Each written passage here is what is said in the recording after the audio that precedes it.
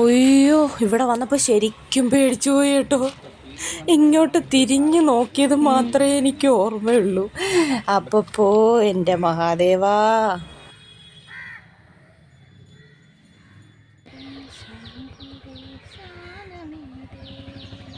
Hey guys, എല്ലാവർക്കും സുഖമല്ലേ? എല്ലാവരും സുഖമായിട്ടും സേഫായിട്ടും സന്തോഷമായിട്ടും ഇരിക്കുന്നു എന്ന് വിചാരിക്കുന്നു കേട്ടോ. അപ്പോൾ ഇന്നത്തെ നമ്മുടെ ഈ ഒരു ഡേ സ്റ്റാർട്ട് ചെയ്യുകയാണേ. 6 മണിയായിട്ടുണ്ട് കേട്ടോ രാവിലെ. എഴുന്നേറ്റ് വന്ന് നേരത്തെ എണീറ്റത് നമുക്ക് 7:30 ആവുമ്പം ഒരു സ്ഥലം വരെ പോവാനുണ്ട്. അപ്പോൾ രാവിലെ കാപ്പി റെഡിയാക്കി വെച്ചിട്ട് പോവാമെന്ന് വിചാരിച്ചു. രാവിലത്തേന് കാപ്പിക്ക് പുട്ടും മുട്ടക്കറിയാണേ. അപ്പോൾ അതിന് വേണ്ടിയിട്ട് പുട്ടിന് വേണ്ടിയിട്ടുള്ള തേങ്ങ റെഡിയാക്കിക്കൊണ്ടിരിക്കുക കേട്ടോ. കറക്റ്റ് റൗണ്ടിന് പൊട്ടി, അതിൻ്റെ സന്തോഷം കേട്ടോ എനിക്ക്. അപ്പോൾ എന്താ പറയുക, നമ്മുടെ ഇന്നത്തെ ഈ ഒരു ദിവസം സ്റ്റാർട്ട് ചെയ്തിട്ടുണ്ട്. നമ്മുടെ ഈ അടുക്കള ഒരു കുഞ്ഞടുക്കളയാണ് കേട്ടോ. ഞങ്ങൾ നേരത്തെ താമസിച്ച വീട് ചെറുതാണെങ്കിലും അവിടുത്തെ അടുക്കള ഇതിനെക്കാട്ടി കുറച്ചും കൂടി അത്യാവശ്യം വലിപ്പമുള്ള അടുക്കളയായിരുന്നു, കുറച്ചുകൂടെ സ്പേഷ്യസ് ആയിരുന്നു. പക്ഷേ ഇങ്ങോട്ട് മാറിയപ്പോൾ വീടൊക്കെ വലുതാണ്, എല്ലാ സൗകര്യങ്ങളും ഉണ്ട്, നല്ല അടിപൊളിയാണ്. പക്ഷേ അടുക്കള ചെറുതാണേ. സാധനങ്ങളൊക്കെ വെക്കാനുള്ള സ്ഥലപരിമിതിയും ഒക്കെ കുറവാണ്.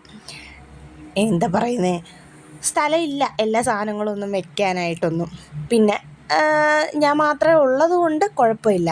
2 പേർക്കൊക്കെ നിന്ന് ജോലി ചെയ്യാനൊന്നും ഈ അടുക്കളയിൽ പറ്റത്തില്ല കേട്ടോ. പിന്നെ ബാക്ക് സൈഡിലോട്ടാണെങ്കിൽ കുറച്ച് സ്ഥലമേ ഉള്ളൂ, നമുക്ക് തുണി നനയ്ക്കാനും വിരിക്കാനും ഉള്ള സ്ഥലമേ ഉള്ളൂ. അതുകൊണ്ട് തന്നെ എൻ്റെ എന്താ പറയുക, ഏറ്റവും ഇഷ്ടമുള്ള കാര്യം എനിക്ക് ഇവിടെ വന്നതിന് ശേഷം ചെയ്യാനായിട്ട് പറ്റിയിട്ടില്ല കേട്ടോ. അത് വേറൊന്നുമല്ല, കൃഷി ചെയ്യുക എന്നുള്ളതാണ് കേട്ടോ. ഇവിടെ മണ്ണെടുക്കാനുമുള്ള സൗകര്യമൊന്നുമില്ല. മണ്ണെടുക്കാനുള്ള സൗകര്യമൊക്കെ ഉണ്ടായിരുന്നെങ്കിൽ ഞാൻ എന്തെങ്കിലുമൊക്കെ ചെയ്തേനെ. പക്ഷേ എന്നാലും ഒരു എന്താ പറയുക, ഒരു സന്തോഷത്തിന് വേണ്ടിയിട്ട്, ഒരു ചെറിയ സന്തോഷം കിട്ടാൻ വേണ്ടിയിട്ട് ഞാൻ കുറച്ച് ചീര നട്ടിട്ടുണ്ട്. അത് നീലൂസ് വന്നിട്ട് പിഴുതെടുക്കാമെന്ന് വിചാരിച്ചു. നീലൂട്ട ഇന്ന് വരുവേ, രാവിലെ 9 മണിയൊക്കെ ആവാറാകുമ്പോഴത്തേനും വരും. അപ്പം ഞങ്ങൾക്ക് പോയിട്ട് ആ സമയമാകുമ്പോഴത്തേനും തിരിച്ച് വരണം. ചെക്കൻ വരുന്നതിൻ്റെ ആ ഒരു എക്സൈറ്റ്മെൻ്റ് ഒക്കെ ഉണ്ട്. ഒരാഴ്ചയ്ക്ക് ശേഷം കേട്ടോ വരുന്നത്. അപ്പോൾ അങ്ങനെയൊക്കെയാണ് കാര്യങ്ങൾ.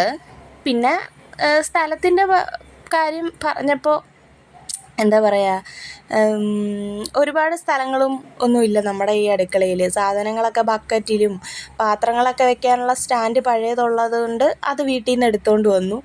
പിന്നെ അത്രയ്ക്ക് സ്പേഷ്യസ് അല്ല, എല്ലാം ഇടുങ്ങിയാണ് വെച്ചേക്കുന്നത്. ഒരു മേശയും ഫ്രിഡ്ജും ഒക്കെ ഇടുക്കിയാണ് വെച്ചേക്കുന്നത്.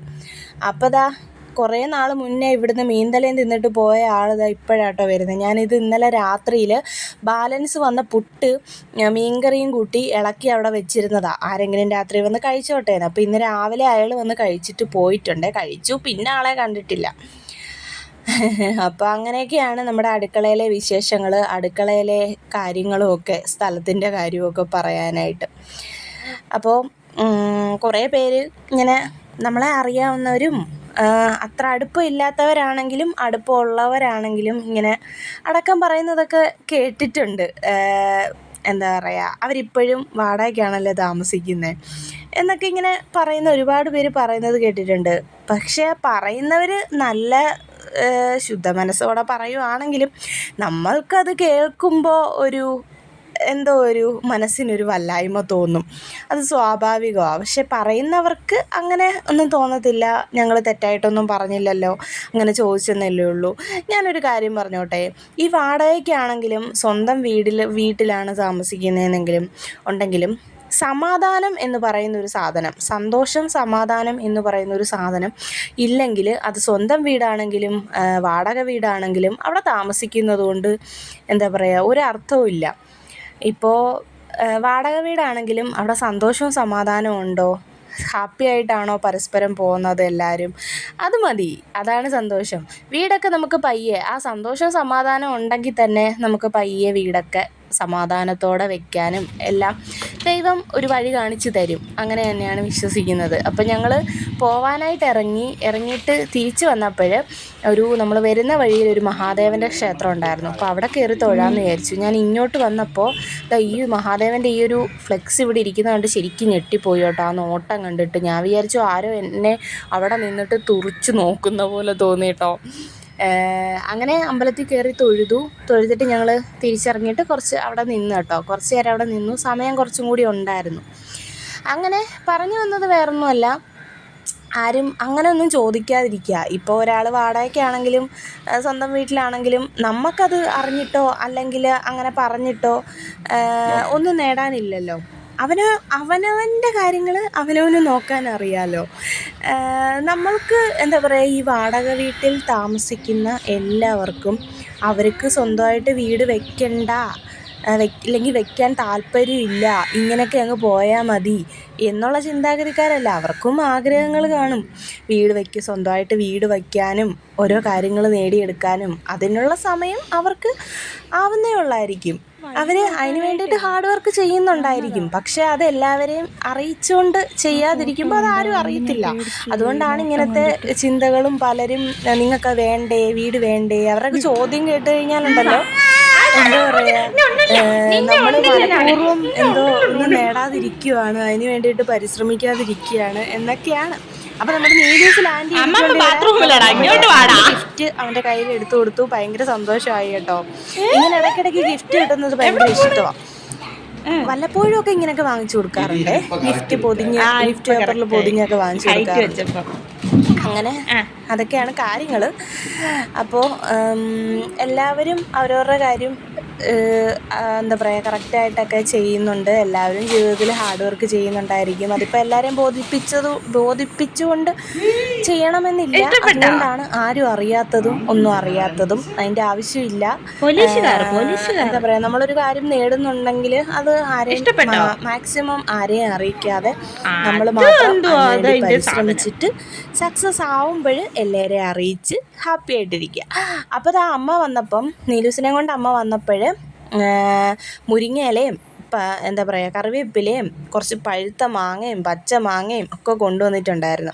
അപ്പോൾ അത് കുറച്ചെടുത്തിട്ട് അമ്മയ്ക്ക് കൊടുക്കാൻ, ചേട്ടായിയുടെ അമ്മയ്ക്ക് കൊടുക്കാനായിട്ട് ഇറങ്ങിയിട്ടോ. ഞങ്ങൾ രാവിലെ ബ്രേക്ക്ഫാസ്റ്റൊക്കെ കഴിച്ചു കഴിഞ്ഞ് ഉച്ചക്കലത്തേനുള്ള ഫുഡും റെഡിയാക്കി വെച്ചിട്ട് പോയിട്ട് വരാമെന്ന് വിചാരിച്ചു. പിന്നെ പ്രധാനപ്പെട്ടൊരു കാര്യം എന്താണെന്ന് വെച്ചാൽ നീലൂസിൻ്റെ സ്കൂൾ തുറക്കാറായിട്ടുണ്ടേ.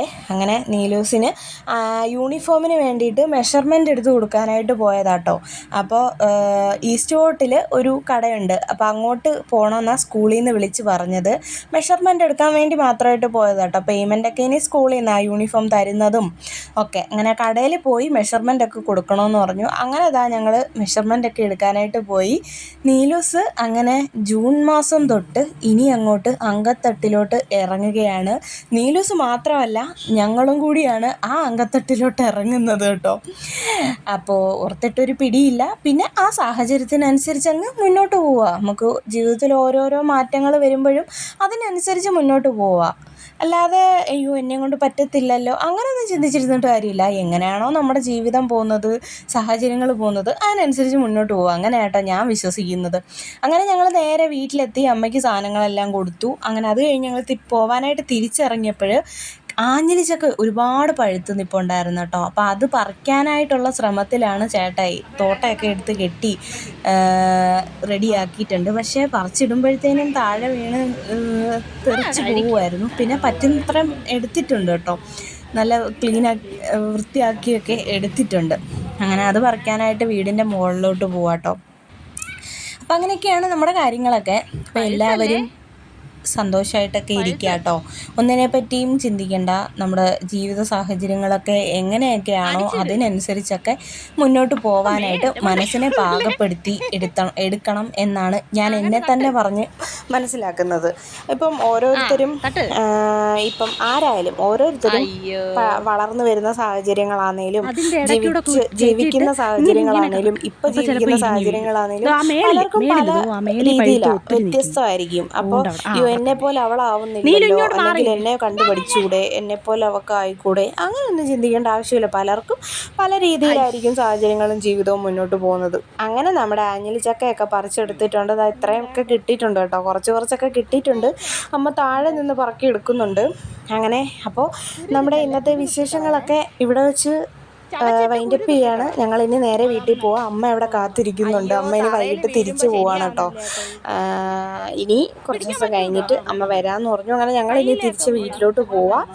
അപ്പോൾ നമ്മുടെ വീഡിയോ വിശേഷങ്ങളും കാര്യങ്ങളൊക്കെ ഇത്രയേ ഉള്ളൂ. എല്ലാവരും ലൈക്ക് ചെയ്യുക, സപ്പോർട്ട് ചെയ്യുക. ബായ്.